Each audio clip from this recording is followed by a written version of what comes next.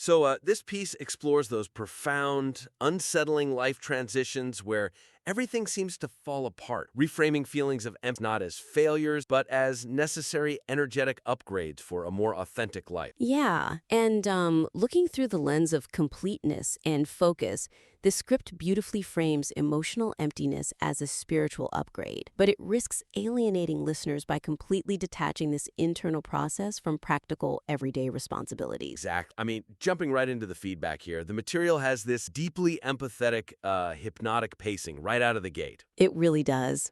But the weakness here is that the narrative relies so heavily on this abstract concept of letting everything fall away. Right. It asks the reader to just enter this state of complete disinterest to find their true frequency. Yeah, and while that is emotionally resonant, it lacks a functional safety. It does. It essentially ignores the material reality that the reader likely still has bills to pay. Yeah, they have dependents to care for? Or a job they just cannot abandon while they're standing in this metaphorical dark room between lives. There's a real tension there because the text specifically mentions that forcing things operates from the old system, but you have to imagine the reader consuming them. Right. They might be reading this incredibly profound text on their phone while commuting on a crowded train to a job they don't even like. Exactly. And the moment that reader remembers their very real-world obligations, the spell of the text breaks. Completely break. They might actually start feeling like they are failing this spiritual upgrade simply because they are, maintaining their basic survival needs. So the suggestion is to anchor these metaphysical concepts with practical guardrails. The author needs to show the audience how to navigate this profound internal shift while still maintaining their necessary external reality. I think that is the missing link. We need to blend the mystical with the highly practical. Without losing that hypnotic tone, though. Right. So, for concrete examples of how to do this, one approach is to introduce a brief caveat about the concept of quiet quitting, the emotional investment in an old life. Oh, I like that.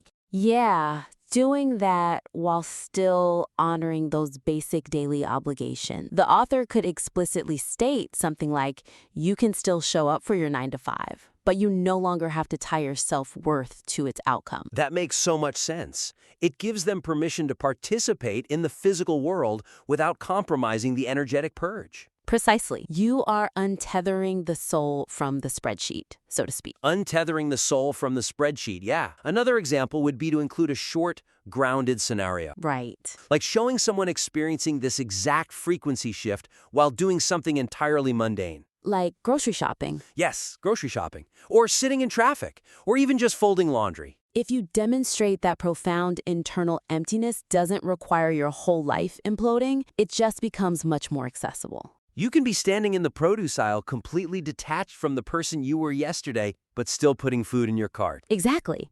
And regarding the text's instruction to not force things, a great example of a practical tweak would be clarifying that this applies to internal striving. Releasing forced enthusiasm. Yes, rather than completely dropping the ball on keeping a roof over your head. Those are just a few ways to bridge that gap between the ethereal and the practical. So the reader never feels like their reality disqualifies them from the transformation. Exactly. Well, speaking of bridging gaps and finding the right conceptual framework, moving to the lens of angle and originality. Okay. The technological analogy of a phone undergoing a software update is highly accessible and relatable, but the material abandons this metaphor just as it could be powerfully utilized to explain the final integration phase. It really does just fade out, doesn't it? It does. The text effectively introduces this concept of running new software on old hardware. Which is a fantastic way to explain why sheer willpower no longer works. Exactly.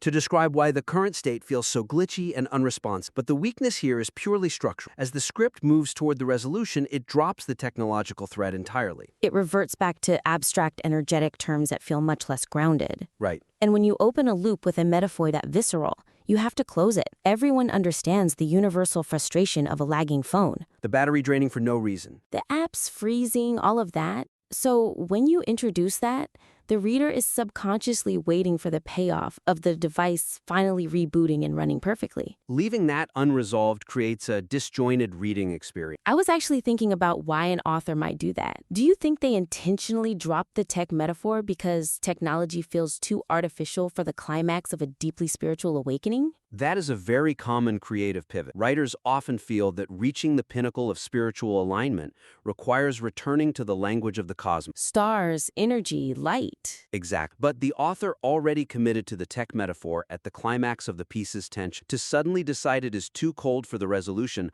undermines the heavy lifting the metaphor has already done. Absolutely need to see that hardware functioning optimally in the third act. So the suggestion here is to carry the software and hardware metaphor through to the very conclusion of. Make the concept of the new aligned life feel tangible and cohesive. I completely agree. The contrast between the clunky old paradigm and the efficient new paradigm is the core theme. So looking at concrete examples of how to execute this, think about the things that frustrate us about old tech versus the relief of new tech. Right.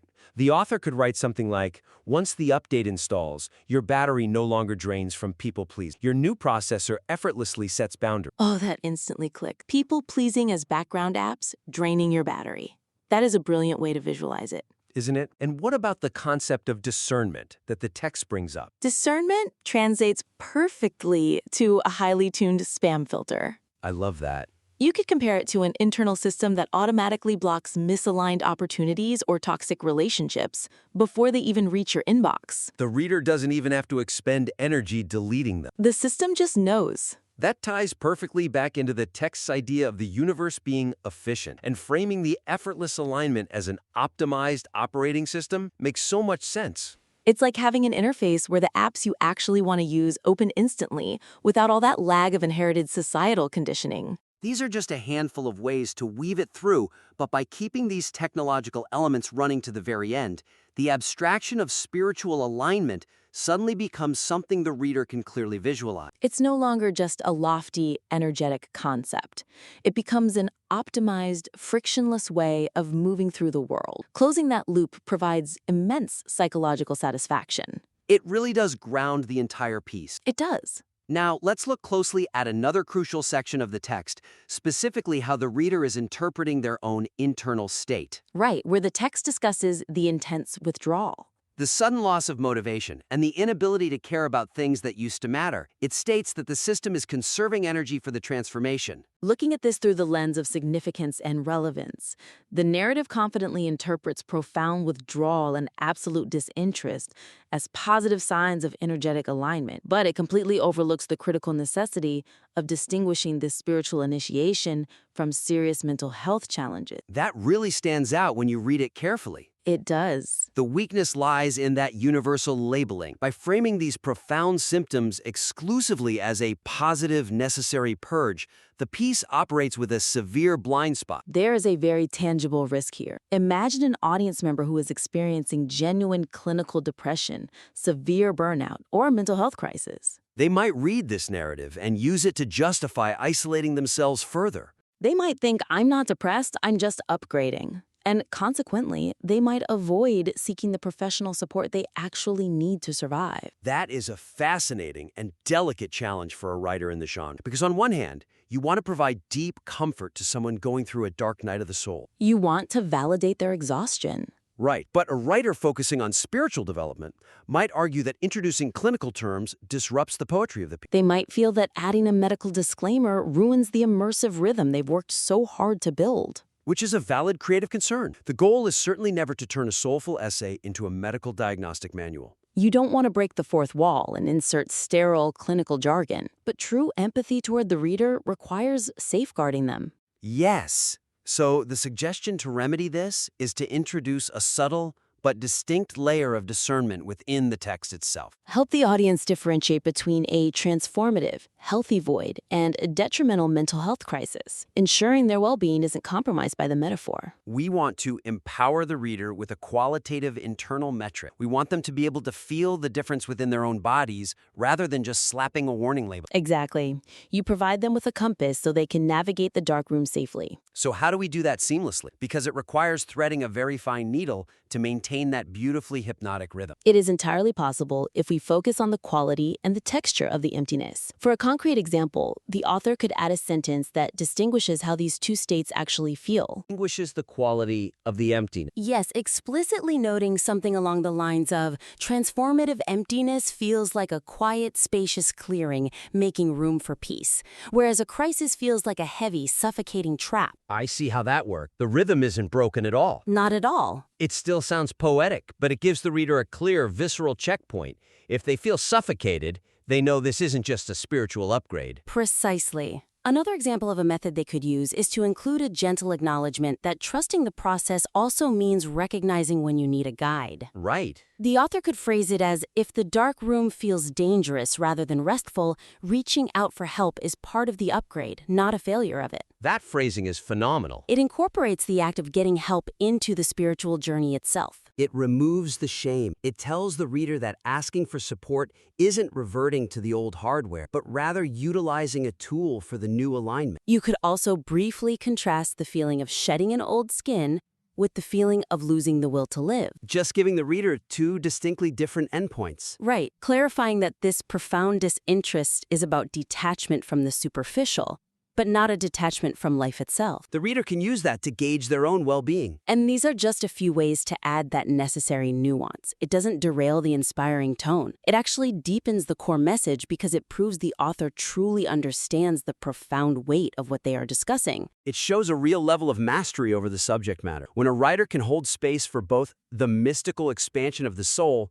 and the very real vulnerabilities of the human mind, the text becomes exponentially more trustworthy. Absolutely. We have really unpacked the mechanics of this piece today. To recap, our critique thoroughly examined the compelling narrative of profound life transitions, emphasizing the need to balance spiritual metaphors with practical realities, the opportunity to maximize the impact of the software upgrade analogy, and the crucial importance of distinguishing transformative emptiness from mental health struggles. And to summarize the actionable steps for the author to implement, weave in practical guardrails so listeners know how to function daily during their energetic purge, using concepts like quiet quitting without feeling like they are failing the process. Right. Extend the technological metaphor of the software update directly into the script's resolution to cohesively describe the final state of alignment. And finally, insert subtle qualitative distinctions between spiritual recalibration and a mental health crisis, focusing on the texture of the void to ensure audience well-being. We enthusiastically invite you to revise your material using these insights. Experiment with the metaphors and guardrails we discussed, and submit your work back to the critique for another round of constructive feedback.